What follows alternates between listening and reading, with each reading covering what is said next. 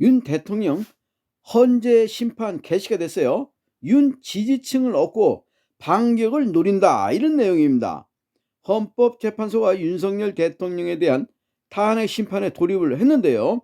윤 대통령 측은 국회의 탄핵 소추안 가결부터 헌재의 서류 송달 간주 등 절차적 하자부터 따져봐야 한다며 법리적 대응을 벼르는 한편 지지층 결집을 통한 정치적 반격도 준비 중인 것으로 알려졌어요.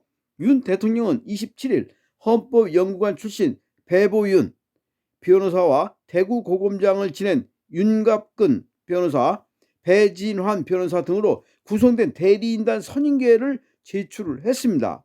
대리인단은 이날 오후 헌재 첫 변론 준비 기일에 모습을 드러냈는데 그동안 탄핵 의결서 등 관련 서류 송달 수치를 거부하고 대리인단 선임계 제출을 미뤄오면서 일각에서 불거졌던 재판 지연 우려는 일단 불식이 된 셈이에요. 윤 대통령 측 대리인단의 탄핵 심판 대응 전략은 크게 두 가지로 이렇게 볼 수 있는데요. 첫째는 탄핵 심판의 절차적 하자예요. 헌재는 지난 23일 윤 대통령 측의 재판 관련 서류가 발송 송달된 것으로 간주하기로 했는데 윤 대통령 측은 탄핵 심판의 출발점인 송달부터 문제가 있다, 이렇게 주장을 했습니다. 윤 변호사는 변론 준비 기일 직후 기자들과 만나 헌법재판소 송달은 형사소송법을 준용하게 돼 있고 부족한 부분은 민사소송법 규정이 돼 있는데 각 규정을 검토해봐도 현재의 송달이 적법하게 됐다고 해석할 여지가 전혀 없다, 이렇게 밝힌 거예요. 아울러 국회 탄핵소추안 가결에도 흠결을 주장을 했는데 7일 윤 대통령의 탄핵소추안이 정족수 미달에 따른 투표 불성립으로 폐기되자 국회가 14일 유사한 내용의 탄핵소추안을 재의결한 것이 적법하지 않다는 거예요. 윤 대통령 측 대리인단은 탄핵 심판 청구의 적법 요건을 따져보겠다는 입장을 헌재에 밝혔어요. 둘째, 12.3 비상계엄의 정당성과 적법성을 따져보자는 입장이에요. 윤 대통령은 비상계엄 선포는 대통령의 고유 권한으로서 사법심사 대상이 아니다라는 입장을 꾸준히 밝혀왔는데 이는 향후 국가수사본부 등 수사기관의 수사에 대응하기 위한 논리와도 연결되는 지점이에요. 윤 대통령 측은 비상계엄 선포 과정에서 헌법상 절차를 빠짐없이 지켰고 국회의 계엄 해제 동의안 의결에 맞춰 비상계엄을 해제했다는 점도 주장을 하고 있습니다.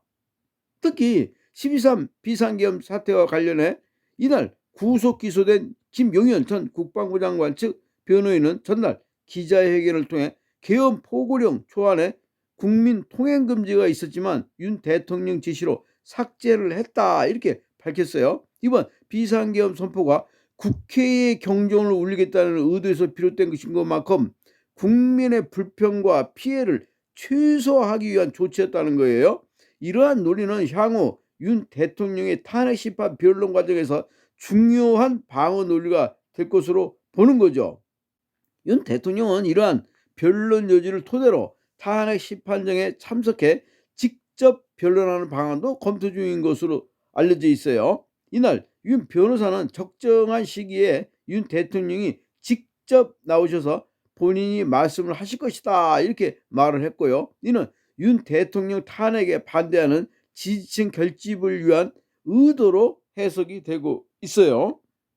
윤 대통령이 탄핵 심판과 내란 혐의 수사에 적극 대응하겠다는 입장을 밝힌 이후 윤 대통령의 지지율이 상승했다는 여론조사 결과도 최근 나온 바 있어요. 데일리안 여론조사 공정에 의뢰해 지난 23일, 24일 이틀간 전국 유권자 1,013명을 대상으로 조사해 26일 공개한 결과에 따르면 윤 대통령 지지율은 30.4%로 탄핵소추 전인 지난 9일 조사보다 12.9% 올라간 거예요. 이와 관련해서 윤 대통령 측 사정에 밝은 한 여권 관계자는 탄핵 심판과 내란 혐의 수사에 대한 대응은 상호 보완적인 거 아니겠냐 하며 거대 야당이 일방적으로 밀어붙인 탄핵 소추 의결 등이 오히려 불법, 유연적이라는 점을 확실하게 따져보겠다는 것이 윤 대통령의 의지로 보인다. 이렇게 말을 했습니다.